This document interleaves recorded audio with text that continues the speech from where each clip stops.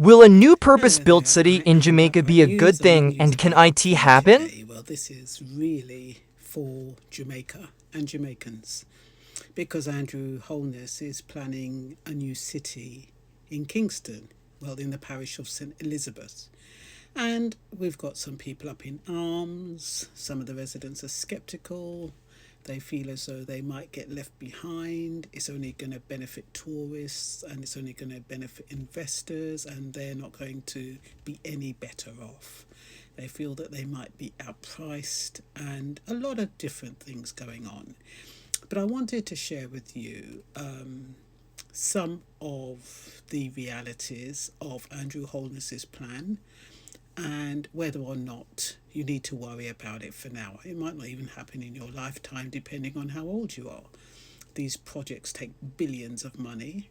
You have to think about how they acquire land and all of the legal ramifications. You have to think about there's lots of things that are going to make it take not only the billions of US dollars that they're going to need, but the time and the planning and all of that kind of stuff. So, yes, it's feasible, maybe not even in his lifetime. But like I said, let me go through my notes so that you can have an idea of the reality of this situation, or at least some of my thoughts and some thoughts I've garnered from, just through asking people and researching and stuff like that.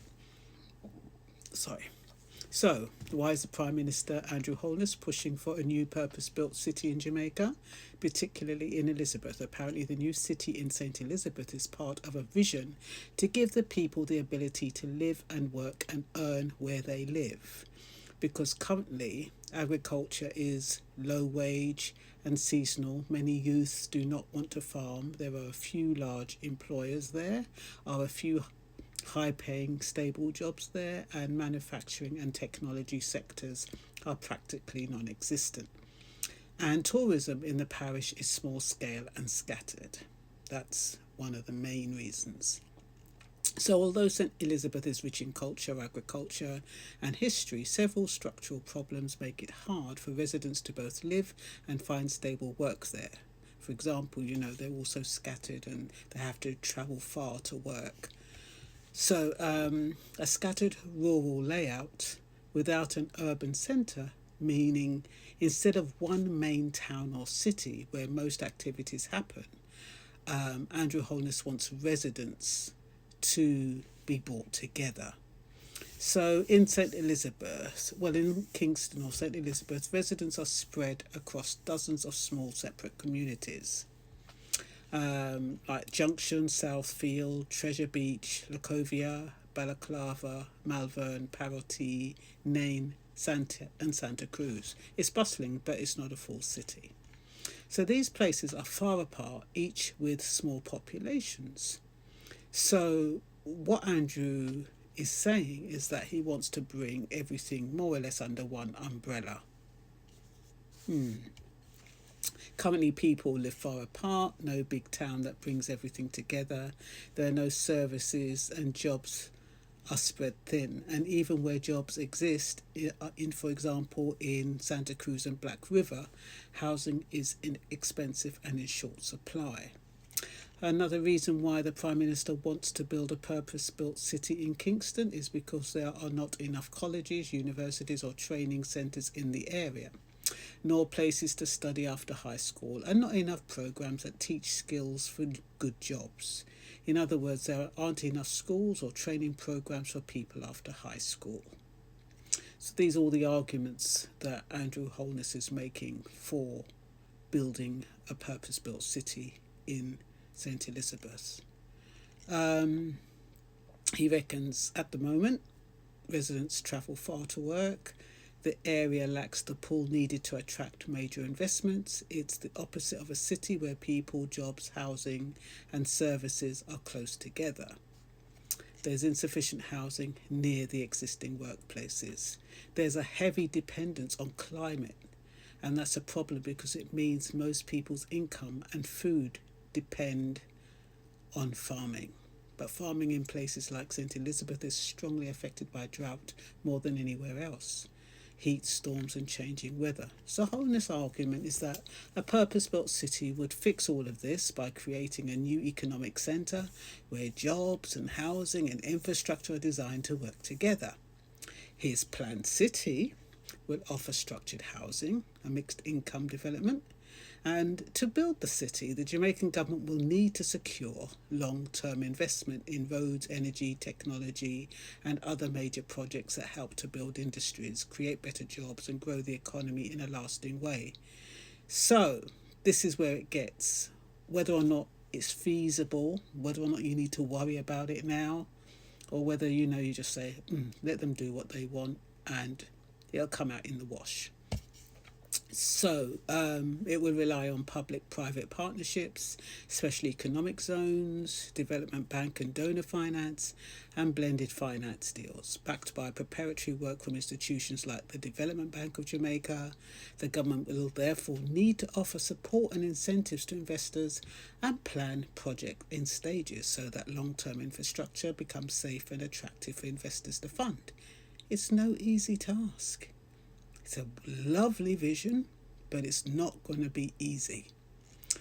So, St. Elizabeth was chosen because Holness says it has all the requisite elements for new city: geographic advantages, economic potential, and cultural heritage. There's a bit here that I thought was really important. Will it succeed? Well, first of all, what are some of the concerns? Some of the concerns are that residents are sceptical about Jamaica new city plans, especially in St. Elizabeth, that the people say they weren't properly consulted. Local leaders and mayors have publicly criticised how decisions, e.g. Portmore Parish city moves, were being pushed through without adequate local input or transparent consultation. It happens here as well. Many worry about boundary changes and city status could be politically motivated and could change who represents them, reducing their voice in elections and local government. There's a fear that the city will attract higher-end development aimed at outside investors or tourists, rather than creating affordable housing and jobs for local people. That feeds a broader anxiety about deepening inequality. So while Holness presents the city as inclusive, it's unclear yet how much the development will benefit ordinary Jamaicans versus investors. It's believed that for his crime reduction argument to work, development must actually improve social conditions, not just build new infrastructure. Will he succeed? Well, projects that have succeeded, although delayed, was the Highway 2000.